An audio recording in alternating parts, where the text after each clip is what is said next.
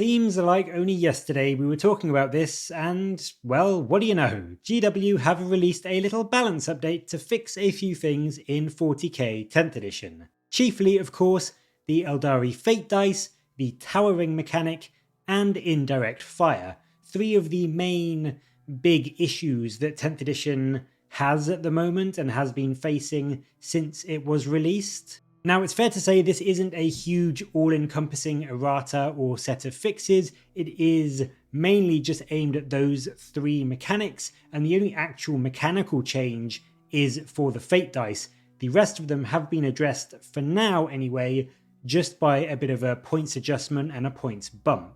So whether this is going to go far enough, or if GW are maybe just being cautious and testing the water to see what can be done and what can be fixed just by point changes alone, rather than actually having to go in and amend rules, we will have to wait and see how it all plays out.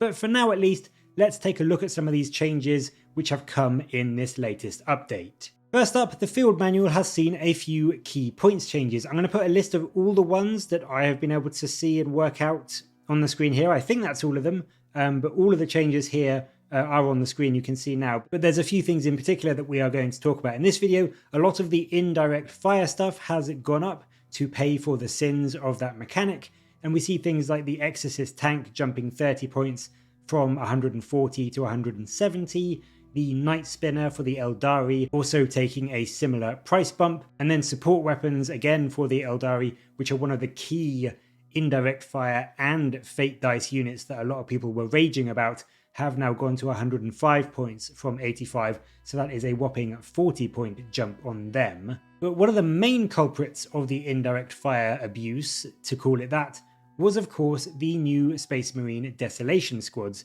which were pretty much tearing up a lot of the meta with their indirect fire, their ignoring cover attacks, as well as all the other buffs and abilities you could put on them, especially when you combined them with the Oath of Moment rerolls to hit and to wound. They were just really rather savage. These have now jumped from a criminally cheap 24 points per model to a much more reasonable 34 points per model. So an extra 10 points for each of them. And you may think that's a lot on a, single Primaris size infantry, but is that enough? I honestly don't know.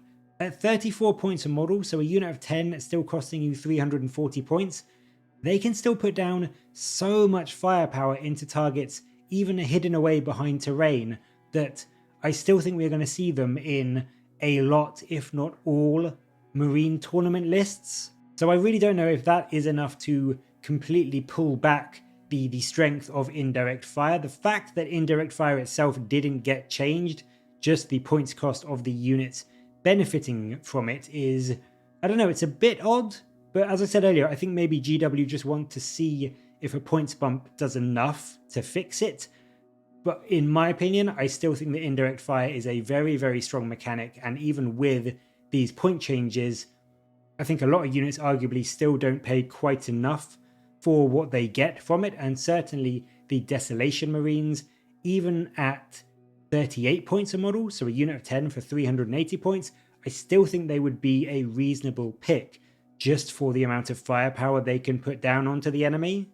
Towering was another egregious rule which has let big things like knights really tower, literally, over the enemy, and basically gave them a free rein for firing into anything and everything, and being able to count their opponent or their opponent's units as being fully visible much more easily than any other unit in the game. So that of course just gave them a huge advantage when it came to dealing damage, even when the board was littered in terrain and obstacles. And again, instead of fixing the towering rule itself, GW has, for now, opted to just put a bit more of a tax on the units that were benefiting from it, so everything from Imperial and Chaos Knights to the Eldari Wraith Knight. And in general, this seems to be about a 100 or so point bump, with the Wraith Knight jumping from 370 to 475, which is an increase of 105 points. I think this is also paying for the sins of the Fate Dice a bit, whilst all the big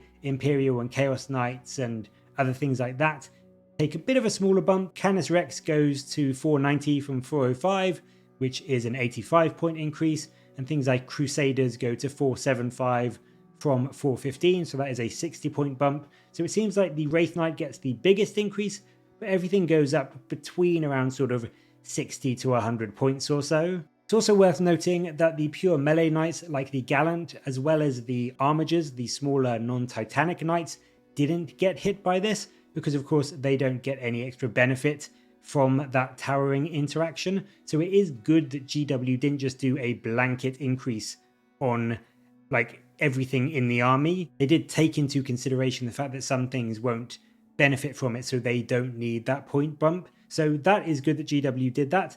However, it is also worth noting that both Chaos and Imperial Knights got this bump, and Chaos Knights aren't exactly doing amazingly right now. They are only on something like a 50% win rate, so Imperial Knights definitely needed this because they were massively doing well in tournaments and in the meta. They are the real powerhouse of pure knight lists at the moment.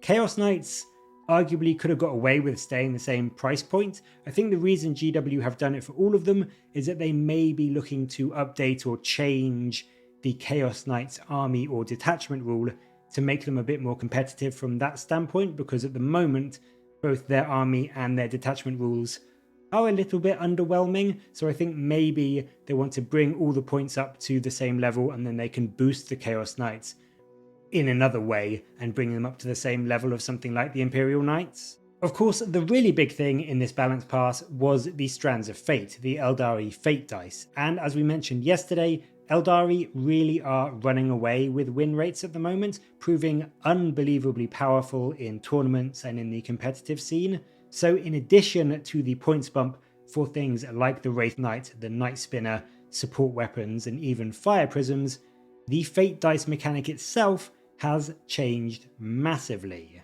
And now, instead of being able to front load all of your dice into say 1 or 2 units to utterly supercharge them for just a turn 1 shooting phase of destruction, they've added a simple line saying that only 1 Fate Dice can be used per phase. And this is actually a little bit harsher than what I suggested yesterday, because I said maybe 1 Fate Dice per unit per phase. Whereas GW have said no, we're going to do 1 Fate Dice per phase. So this totally changes how you will be using these dice now. You can no longer just get a guaranteed hit, guaranteed wound, and then guaranteed damage through on 1 unit. You can only use 1 Fate Dice in a phase, so you will have to now think, do I use a dice to get a guaranteed hit? Or do I save 1 to get a guaranteed wound? Or do I save that 6 that I've got for the guaranteed 6 damage if I do manage to get my hit and my wound through?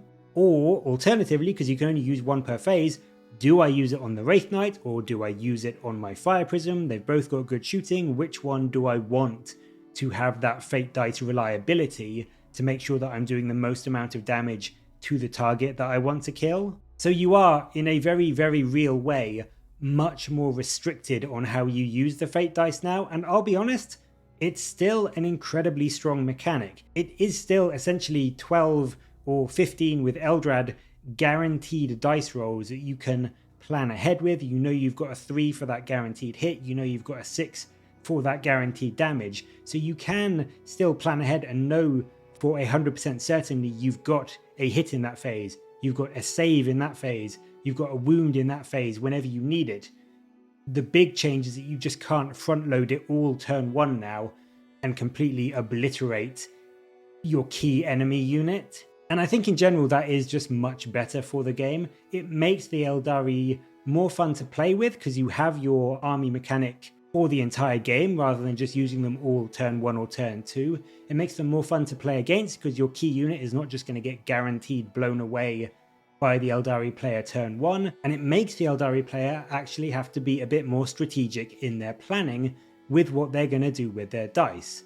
So I think that it is a much more interesting, it's a much more fun, it is a much healthier mechanic for the game overall, and I think overall it keeps the Eldari still solidly strong. I still think they are very much an A-tier army, but they're just a bit fairer than they were with the previous edition of this rule. So that is the main thing that GW have put into this first balance sheet.